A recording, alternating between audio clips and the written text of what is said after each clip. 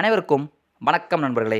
நம்ம இந்த வீடியோவில் என்ன பார்க்க போகிறோம் அப்படின்னா, அதாவது நம்மளுடைய சப்ஸ்கிரைபர்ஸ் கிட்டத்தட்ட ஒரு 10,000 பேத்துக்கு மேலே 11,000 பேத்துக்கு மேலே சப்ஸ்கிரைப் பண்ணியிருக்கவங்க, நம்மளுடைய டெஸ்ட் பேட்சில் ஜாயின் பண்ணி படிக்கிறவங்க, கிட்டத்தட்ட நம்மளுடைய டெலிகிராமில் எத்தனை பேர் ஜாயின் பண்ணிங்கன்னா 4,848 ப்ளஸ் ஒரு 1000, கிட்டத்தட்ட ஒரு 6,000 பேர்கிட்ட தமிழ் பேட்சில் ஒரு 1000 பேரும், ஜிகே பேட்ச் அதாவது தமிழ் மேக்ஸ் ஜிகே ஓவரால் பேட்சில் ஒரு 6,000 பேர், அதாவது 5,200 பேர்கிட்ட சேர்ந்து மொத்தம் 6,800 பேர்கிட்ட வந்து நம்ம குரூப்பில் வந்து ஜாயின் பண்ணி படிச்சுட்டு இருக்கீங்க. ஓகேவா? ஸோ உங்களுடைய பெர்ஃபார்மன்ஸை பற்றி தான் இதில் நான் சொல்ல போகிறேன். எப்படி பண்ணுறீங்க அப்படின்னு பார்த்தீங்கன்னா, அதாவது முதல்ல நம்ம லைவ் டெஸ்ட் கொடுப்போம். அப்போ நீங்கள் என்ன பண்ணிட்டு இருந்தீங்க அப்படின்னா, அதிகபட்சம் ஒரு 500 பேர்லேருந்து ஒரு 1000 பேருக்குள்ளே அட்டன் பண்ணீங்க. சூப்பர். ஓகே. அதுக்கப்புறம் 1,200 பேர் இப்படி அட்டன் பண்ணீங்க. அப்படியே நார்மலாக போயிட்டு இருந்துச்சு. ஆனால் இப்போ 5 நாளாக நீங்கள் உங்களுக்கே தெரியாமல் சூப்பராக படிச்சுட்டு இருக்கீங்க. ஓகேவா? வேறு லெவலில் படிச்சுட்டு இருக்கீங்க. இங்கே பாருங்களேன், 3 நாளைக்கு முன்னாடி 6th தமிழ் ஃபுல் டெஸ்ட் வச்சோம். அதை 9,100 பேர், இவங்க 9.1K வியூஸ் அந்த டெஸ்ட் அட்டன் பண்ணிக்கிங்க. அப்புறம் எத்தனை பேர்? 9,000 பேர் அந்த டெஸ்ட்டை வந்து நீங்கள் அட்டன் பண்ணிக்கிங்க. அதுக்கப்புறம் 7th தமிழ் 2,200 பேர் பார்த்தாங்க. ஓகே, அது பிரச்சனை இல்லை. அடுத்து பாருங்கள், 10ஆம் வகுப்பு அரசியலமைப்பு தேர்வு வச்சோம். அதில் 3,100 பேர்கிட்ட பார்த்துருக்காங்க. கிட்டத்தட்ட 3,000 பேர் அந்த ஜிகே டெஸ்ட்டை அட்டன் பண்ணியிருக்காங்க. நேற்று ஒரு டெஸ்ட் வச்சோம். அதை பாருங்கள், 4,200 பேர் 6th old Tamil full book, old book இத்தனைக்கும் 4,200 பேர்கிட்ட அட்டன் பண்ணிக்கிங்க. இப்போ இதுலேருந்து என்ன தெரியுது? நீங்கள் எல்லாருமே நல்லா படிச்சுட்டு இருக்கீங்க. ஓகேவா? யாருமே வந்து என்னால், அதாவது 2-3 பேர் எனக்கு மெசேஜ் பண்ணாங்க, என்னால் படிக்க முடியல, எனக்கு ஒரு ஐடியா சொல்லுங்கன்றீங்க. எங்க நீங்கள் எப்படி படிச்சுட்டு இருக்கீங்க பாருங்கள். 4,000 நேற்று நைட்டு ஒரு டெஸ்ட் வச்சுருக்கோம். இப்போ வரைக்கும் 4,200 பேர் அந்த டெஸ்ட்டை அட்டன் பண்ணியிருக்கீங்க. அப்போனா எவ்வளோ நல்லா படிச்சுட்டு இருக்கீங்க, சூப்பராக பர்ஃபார்ம் பண்ணியிருக்கீங்க. உங்களுடைய நம்பிக்கை, உங்களுடைய பலம் என்பது உங்களுக்கே தெரியல. ஓகேவா? நீங்கள் நல்லா படிச்சுட்டு இருக்கீங்க அப்படின்ற ஒரு விஷயம் உங்களுக்கு புரியல. ஓகேவா? ஸோ இன்னொரு விஷயம் வந்து தெரிஞ்சுக்கோங்க, நீங்கள் எல்லாமே சூப்பராக படிச்சுட்டு இருக்கீங்க. இதை வந்து அப்படியே கண்டினியூ பண்ணுங்கள். இன்றைக்கி நைட்டு நம்ம டெஸ்ட் வச்சுருக்கோம்ல, இதையும் வந்து அடிங்க. இதே போல் ஒரு 3,000 பேருக்கு மேலே டெஸ்ட் அட்டன் பண்ணிங்கன்னு வச்சுக்கோங்களேன். சூப்பருங்க, நல்லா படிக்கிறீங்க, இப்படியே படிங்க. ஒரு சில வார்த்தைகள் எக்ஸ்ட்ரா என்ன சொல்லணும்னா, சிலர் வந்து எனக்கு மெசேஜ் பண்ணுறாங்க, என்னால் படிக்க முடியல, என்ன பண்ணுறது தெரில அப்படின்னு கேட்குறீங்க, கஷ்டமாக இருக்குது அப்படின்னு சொல்கிறீங்களே. இங்கே பாருங்களேன், உங்களுக்கு வந்து இப்போ நீங்கள் வீட்டில் சும்மா இருந்தீங்கன்னு வச்சுக்கோங்களேன், எந்த கஷ்டமுமே இருக்காதுங்க. புரியுதா? வீட்டில் நம்ம சும்மா இருந்தோம்னா எந்த கஷ்டமும் இருக்காது. நம்ம வந்து சாதிக்க போகிறோம். ஓகேவா? அதாவது கடவுள் வந்து யாருக்கு வந்து அதிகமான வேதனை, அதாவது வேதனைகளை கொடுப்பாருன்னு தெரியுமா? ஒரு அதாவது எப்படி சொல்கிறது, நம்ம வேதனைகள், சோதனைகள் இது எல்லாமே நம்ம கடவுள் கொடுக்குற ஒரே ரீசன், நமக்கு இதுக்கு பின்னாடி ஒரு மிகப்பெரிய வெற்றி இருக்குது. ஓகேவா? அந்த வெற்றிக்காக தாங்க கடவுள் நமக்கு சோதனைகள் மற்றும் வேதனைகள், நிறைய கஷ்டத்தை கொடுப்பாரு. அதாவது மிகப்பெரிய கஷ்டத்துக்கு பின்னாடி, அதாவது ரொம்ப கஷ்டப்படுவோம். அந்த கஷ்டத்துக்கு பின்னாடி என்னென்னா, அதை விட மிகப்பெரிய சந்தோஷம் அப்படின்றத ஒரு கடவுள் வச்சிருப்பாராம். ஓகேவா? ஸோ அதனால் இப்போ நம்ம படிக்கும்போது நிறைய பிரச்சனைகள் வரும். உடம்பு சரியில்லாமல் போகும், அப்புறமேட்டுக்கு படிக்க முடியாது, ஒர்க் இருக்கும், வீட்டில் ஒர்க் இருக்கும், பிள்ளைகளை பார்த்துக்க பிரச்சனை இருக்கும், வேலைக்கு போய்ட்டு படிக்க இருக்கும், கடன் பிரச்சனை இருக்கும், எவ்வளோ பிரச்சனைகள் வரலாம். ஆனால் அந்த அத்தனை பிரச்சனையும் தீர்க்கிற ஒரே வழி எதுன்னு உங்களுக்கு தெரியும். நீங்கள் ஒரு வேலைக்கு போயிட்டீங்கன்னா, ஓகேவா, கடன் பிரச்சனை சூப்பர் தீர்த்து விட்றலாம். வேலைக்கு போகலை அப்படின்ற மன உளைச்சல் தூக்கி விட்டுறலாம். படிக்கணுன்ற ப்ரெஷர் எதுவுமே இருக்காது. எதுவுமே இல்லாமல் இருக்கணும்னா ஏன் கடவுள் இவ்வளோ கஷ்டத்தை கொடுக்குறாருன்னா, உங்களை நீங்கள் எல்லாருமே அடுத்த வருஷம் ஒரு அரசு அதிகாரி ஆக போகிறீங்க. ஸோ இந்த கஷ்டத்தெல்லாம் நீ தாங்குறியா, நீ இதெல்லாம் தாண்டி படிக்கிறியா அப்படின்ற ஒரு டெஸ்ட்டு தான் இந்த கஷ்டங்கள். ஓகேவா? ஸோ எல்லாருமே கஷ்டப்பட்டால் தாங்க ஜெயிக்க முடியும். வாழ்க்கையில் வந்து ஜெயித்தவங்க யார் கேட்டாலுமே எல்லாருமே ஈஸியாக ஜெயிக்க மாட்டாங்க. ஈஸியாக ஜெயிச்சா அந்த சுவாரஸ்யமே இருக்காது. இவ்வளோ கஷ்டத்துலேயும் நம்ம ஜெயிக்கணும்னு நினைக்கிறேன் பார்த்தீங்களா? அங்கே தாங்க உங்கள் வெற்றியே இருக்குது.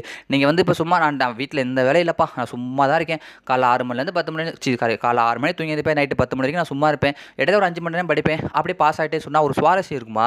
ஒன்றுமே இல்லை. இப்படி படிக்கணும். எனக்கு வந்து நான் வேலைக்கு போயிட்டே படித்தேன், என் வீட்டில் 2 குழந்தைங்க இருக்காங்க, அவங்கள வச்சுட்டு நான் படித்தேன். இல்லை நான் வந்துட்டு எங்கள் அப்பா அம்மா வந்து உடம்பு சரியில்லாதவங்க, அவங்கள பார்த்துட்டு படித்தேன்.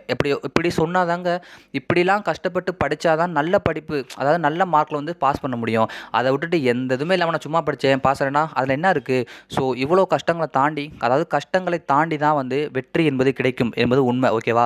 அதாவது கடவுள் வந்து சாதனையாளர்கள், ஓகேவா, சாதனையாளர்கள் மட்டும்தான் கடவுள் வந்து சோதிப்பார். இது வந்து எழுதப்பட்ட நியதி. ஓகேவாங்க? நீங்கள் எல்லாருமே வந்து ஒரு சாதனையாளர்கள். அதனால தான் உங்களை கடவுள் வந்து ரொம்ப சோதிக்கிறாரு. ஒரு கரெக்டாக இன்னும் ஒரு 7-8 மாதங்களில் உங்களுடைய லைஃபே வந்து வேறு லெவலில் சேஞ்ச் ஆக போகுது. அந்த நம்பிக்கையோடு படிங்க. ஓகேவா? நீங்கள் இப்போ கஷ்டப்பட்டு படிச்சிங்கன்னா ஒரு 7-8 மாதம் கழிச்சு எக்ஸாம் முடிஞ்சதுக்கப்புறம் உங்களுடைய லைஃப் வேறு மாதிரி இருக்குங்க. உங்களுக்கு வீட்டில் இருந்த கடன் பிரச்சனை தீரும், பிள்ளைகளை பார்த்துக்கிற பிரச்சனை, நிறைய பிரச்சனைகள் அவங்கள, அதாவது படிப்பு ரிலேட்டடாக நீங்கள் எவ்வளோ ப்ரெஷர் அனுபவிப்பீங்க. அது அத்தனையுமே தீரக்கூடிய ஒரு விஷயம்னா உங்களுடைய அந்த ஜூலை 13 எக்ஸாம் பெர்ஃபார்மன்ஸ். அந்த பெர்ஃபார்மன்ஸ் நீங்கள் எப்படி பண்ண போகிறீங்கன்னு இப்போ எனக்கு தெரியுது. ஏன்னா நேற்று டெஸ்ட்டு வந்து 4500 பேர் நான் சொன்னேன். முந்தானேத்து 3000 பேர், அதுக்கு மொதல் 9000 பேர், 2500 பேருக்கு அந்த டெஸ்ட் அட்டன் பண்ணுறீங்கன்னா அப்போ எவ்வளோ இன்வால்வ்மெண்ட்டோட நீ இத்தனை பேர் படிச்சுட்டு இருக்கீங்க. ஸோ நல்லா படிக்கிறீங்க. எல்லாரும் வந்து இதே போல் படிங்க போதுமா? இப்படியே படித்தாலே போதும். 7 மாதம் இருக்குது, தட்டி தூக்கலாங்க எக்ஸாமை. நம்பிக்கையோடு படிங்க. யாருமே வந்து சோர்ந்து போயிடாதீங்க. கஷ்டம் இருக்குன்னு நினைக்காதீங்க. எல்லாருக்குமே கஷ்டம் தான் இருக்கும். எனக்கு நான் சொல்லவா, நான் அதாவது எல்லாமே கஷ்டம் தான். எனக்கு சில கஷ்டங்கள் இருந்துச்சு. அதெல்லாம் தாண்டி தான் நான் இந்த எக்ஸாமில் வந்து பாஸ் பண்ணியிருக்கேன். 180 கொஷின் போட்டிருக்கேன்னா அதுக்கு முன்னாடி நான் எவ்வளோ கஷ்டப்பட்டேன்னு தெரியுமா? சிம்பிளாக வேணால் சொல்கிறேன். என்னால் வந்து ஒரு நைட்டு 6 மணிக்கு மேலே புத்தகத்தை பார்க்கவே முடியாது. காலையில் 6-7 மணி வரைக்கும் புத்தகத்தை பார்க்க முடியாது. லைட்டு போட்டால் என்னால் புத்தகத்தை பார்க்க முடியாது. ஏன் நான் கண்ணில் வந்து எனக்கு சின்ன ப்ராப்ளம். ஸோ அந்த கஷ்டத்தை தாண்டி நான் 180 கொஷின் போட்டிருக்கேன். கொஞ்சம் யோசிச்சு பாருங்கள். ஓகேவா? என்னால் சரியாக நடக்க முடியாது, ரொம்ப நேரம் உட்கார முடியாது. ஏன்னா எனக்கு சின்னதாக ஆக்சிடென்ட் ஆயிடுச்சு. இதெல்லாம் தாண்டி அவ்வளோ விஷயங்கள் இருந்துமே நான் 180 கொஷின் போட்டிருக்கேன்னா உங்களால் முடியாதா? ஏன் யோசிச்சு பாருங்கள். என்னால் ரொம்ப நேரம் உட்காந்து படிக்க முடியாதுங்க. அப்புறம் நைட்டு ஒரு 5 மணிக்கு மேலேயே, அதாவது லைட்டு போட்டாலே என்னால் புக் எடுத்து படிக்க முடியாதுங்க. ஓகேவா? ரொம்ப தூரம் நடக்க முடியாது. ஸோ எனக்கு சின்னதாக ஆக்சிடென்ட் ஆச்சு. இவ்வளோ கஷ்டம். 2 வருஷமாக நான் வீட்டை விட்டு வெளியவே போக முடியாத சுச்சுவேஷன். போனால் ஹாஸ்பிட்டல், இல்லை ஃபிசியோதெரப்பி கிளாஸ், இப்படி தான் நான் படித்தேன். இவ்வளோ ப்ராப்ளத்துலேயும் நான் படித்து அதாவது எப்படிலாம் படித்தேன்னா வீடியோ கிளாஸை போட்டு கேட்பேன். உட்காந்து படிக்க முடியாது. அதனால் புக்கை படுத்துக்கிட்டே படிப்பேன். படுத்து ரொம்ப நேரம் படிக்க முடியாது.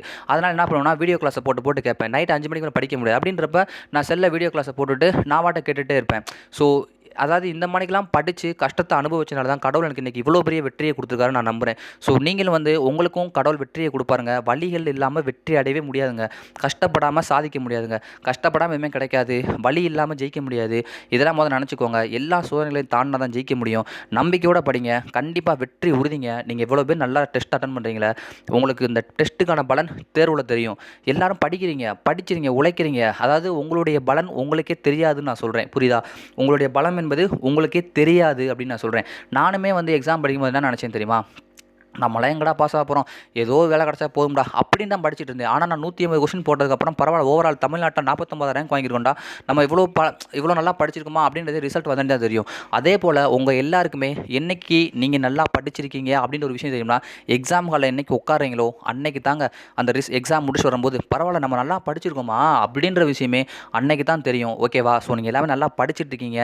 எல்லாமே உங்களுக்கு தெரியும். யாருமே வந்து மனசை விட்டுறாமல் தயவு செய்து தன்னம்பிக்கையோடு படிங்க.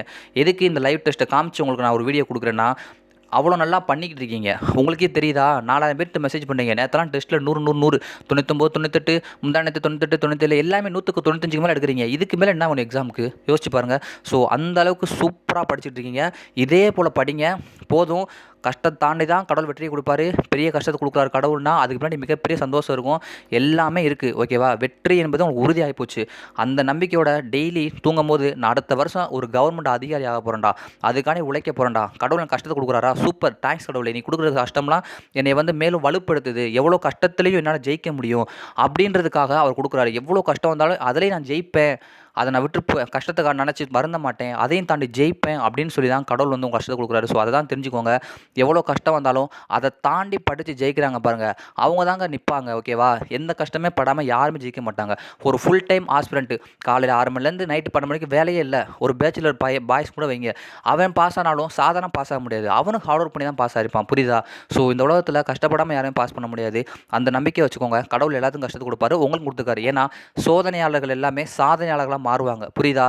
ஓகே, நான் சொல்லணும்னு நினச்சேன். நீங்கள் நல்லா படிச்சுட்டு இருக்கீங்க. யாருமே இந்த மணிக்கு கேட்காதீங்க. நல்லா படிச்சுட்டு இருக்கீங்க. இதையே ஃபாலோ பண்ணி படிங்க. இன்றைக்கிலேருந்து படித்தா கூட பாஸ் பண்ண முடியுங்க. இன்னும் 6 மாதம் 7 மாதம் இருக்குது பரீட்சைக்கு. நம்பிக்கையோடு படிங்க. ஒரு நாளைக்கு 4 மணி நேரம் படிக்கிறீங்களா? போதும். 5 மணி நேரம் படிக்க முடியுதா? சூப்பர். 2 மணி நேரம் கூட படிக்க டைம் கிடைக்குதா? படிங்க. 5 நிமிஷம் டைம் கிடைக்குதா படிக்க? அப்போ கூட படிங்க. உங்களுடைய உழைப்புக்கு ஒரு வெற்றி என்பது கண்டிப்பாக கிடைக்கும். என்றைக்குனாலும் கிடைக்கும். நம்பிக்கை கைவிட்டுறாமல் படிங்க. ஓகேவா நண்பர்களே? தேங்க்யூ. நெக்ஸ்ட் வீடியோ மீட் பண்ணலாம். இந்த வீடியோ பிடிச்சிருந்தா ஒரு லைக் பண்ணிட்டு போங்க. உங்கள் ஃப்ரெண்ட்ஸுக்கும் ஷேர் பண்ணுங்கள். டெஸ்ட்டு நல்லா அட்டன் பண்ணுங்கள். கண்டிப்பாக ரிசல்ட் அடிக்கலாம். ஓகேவா? தேங்க்யூ.